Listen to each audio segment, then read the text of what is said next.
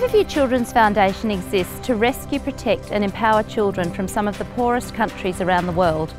Thanks to your faithful giving into the Trust, we have been able to respond by partnering with 15 organisations in 6 countries.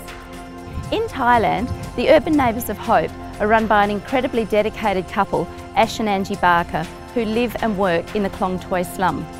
This is the largest slum community in Bangkok, with some 80,000 residents. Poverty, poor housing conditions, overcrowding, flooding, drugs, gang violence, AIDS and other health problems are just some of the difficulties faced by the slum community. One of the difficulties faced by people living in urban slum communities is the lack of space.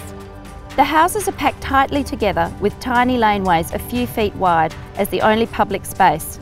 This often results in feuds and violence within and between families.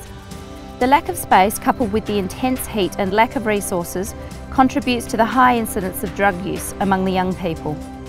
Children as young as 6 and 7 years old can be seen sniffing glue, and for many in their early teens, ice becomes the drug that enslaves them.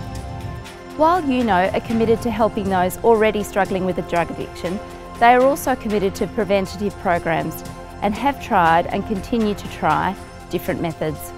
The most successful of these has been the Sport and Recreation program.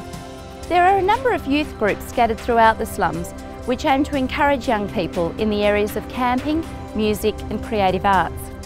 Late last year, Izumi Mitsui spent time in the slum teaching hip-hop dancing classes and encouraging young people and sharing his skills. As far as I can remember, it's always been on my heart to go on an impact trip.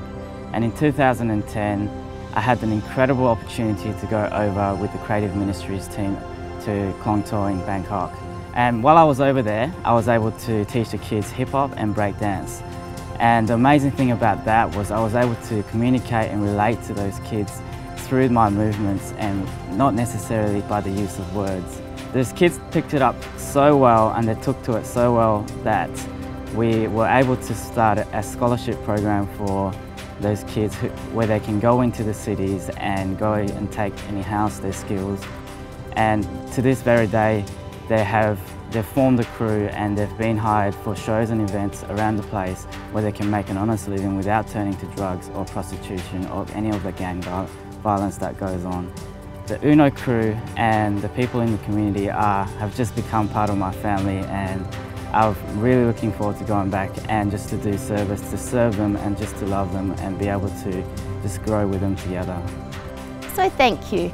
Because of your commitment, faithfulness and generosity, we are able to reduce suffering and provide hope and real options to literally thousands of children like these around the world.